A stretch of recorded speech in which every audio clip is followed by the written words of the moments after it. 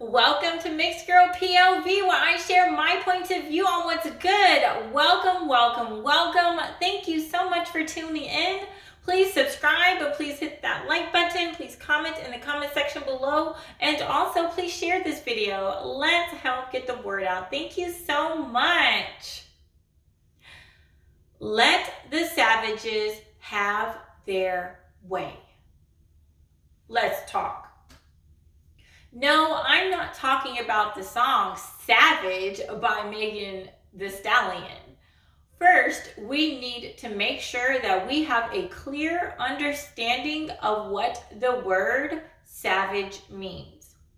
The definition of savage in its noun form means, quote, a member of a people regarded as primitive and uncivilized, end quote, mainly in historical or literary contexts.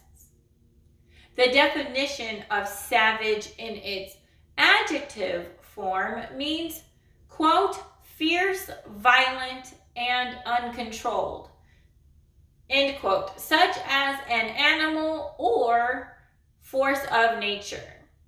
I found those definitions right on the internet. So my using the term savage in this video has nothing to do with race or, the color of someone's skin. I'm not being racist. I don't have a racist bone in my body. I myself am mixed with the three major people groups of this world. So when I am using this term savage, I am talking about people who act like a savage, regardless of what their skin color is. I am talking about people who oftentimes live in these poor communities that keep wanting to act like no one else's lives matter. I am talking about those who are calling for the defunding and or abolishment of the police. If the savages don't want the police anymore, that's fine. Let them have it. Let's do a social experiment where for 1.5 years, the communities that don't want the police won't have them.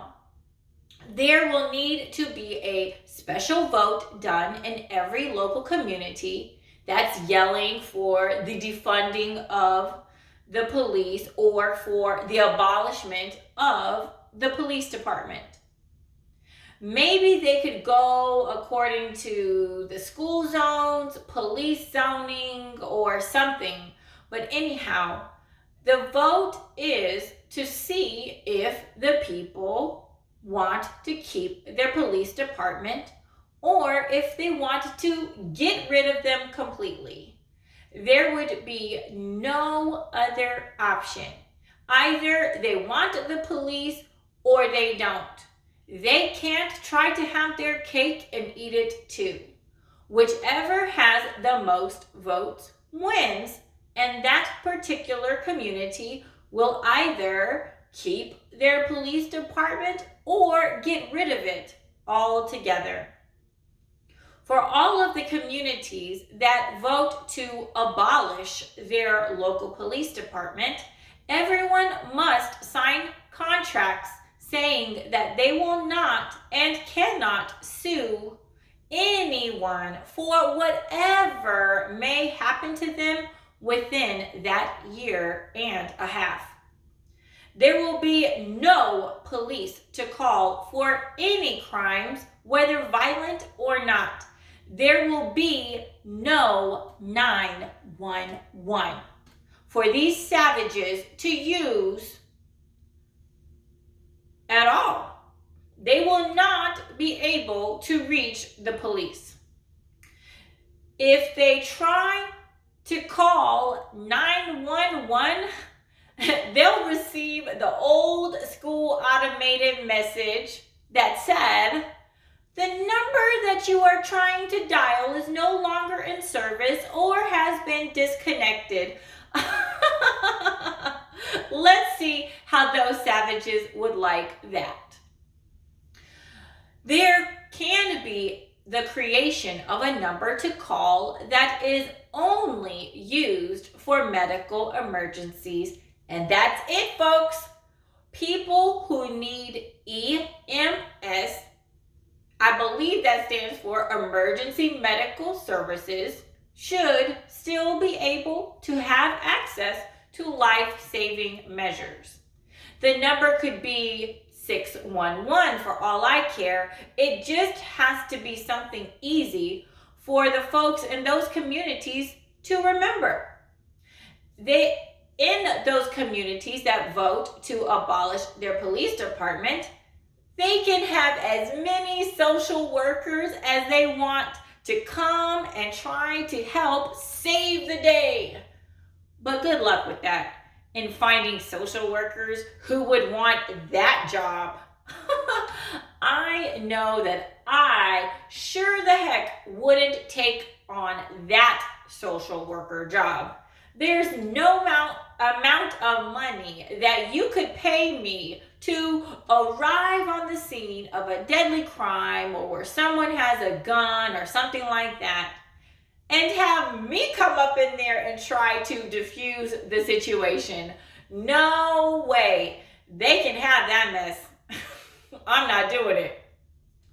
The communities that vote to abolish the police will have 6 months to 1 year to move out before the year and a half of no police officers begins. Okay, they can have 6 months to a year. That local community can vote on whether they need 6 months or 1 year to allow residents who want to move to get out.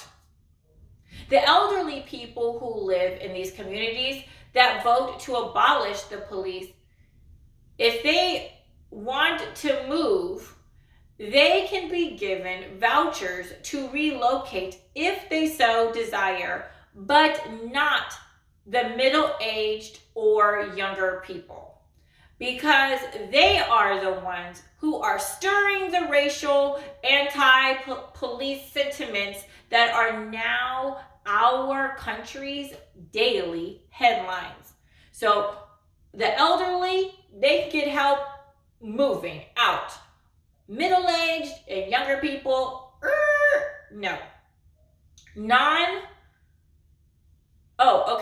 If middle-aged people want to move out before the year and a half of no police, then they have to foot the bill themselves unless they are proven to be disabled.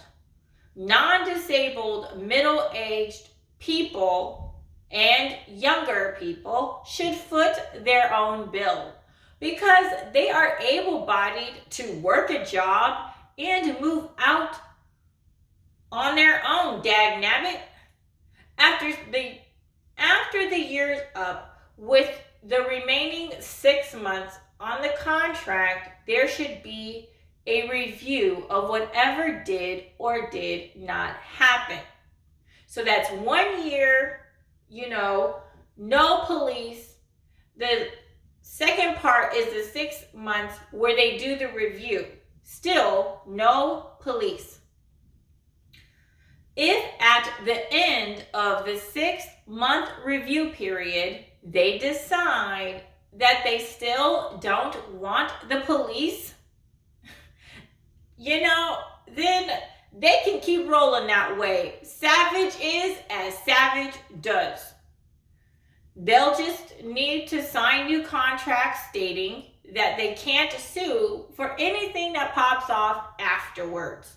They can do a review of this lawlessness society as often as they would like to see if they're still loving it as much or not.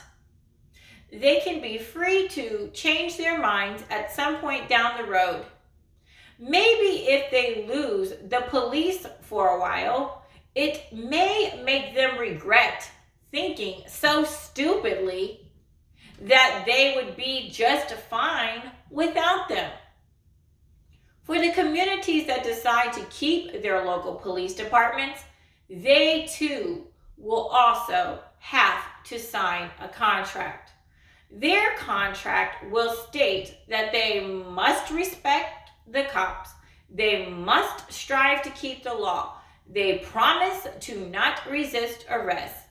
They promise to not flee. They promise to not attack the cops. They must also promise to raise their children properly with lots of love, without the influence of drugs and alcohol inside the home. They will also promise to provide adequate parental supervision, including enacting a local community-wide daily curfew of 8 p.m. for any minor that is 17 years old or younger. They will also promise to make sure that their children go to school each day and that their children must do all of their school and homework. They must also promise to attend parenting classes because Lord knows those savages need them. That's real talk. And there's my proposal, everyone. Maybe one day I should send this off to an elected official somewhere so they can see if they like the idea, or at least parts of it. Maybe one day I should consider running for office to see if I can help make a difference like this in the lives of others. I just know this. Something must be done about all of this craziness. So let's talk. What do you think of my proposal? Do you like it or not, and why? Do you have any suggestions that could make my proposal even stronger? Have any other ideas that you'd like to share? Please comment down in the comment section below and I'll see you there.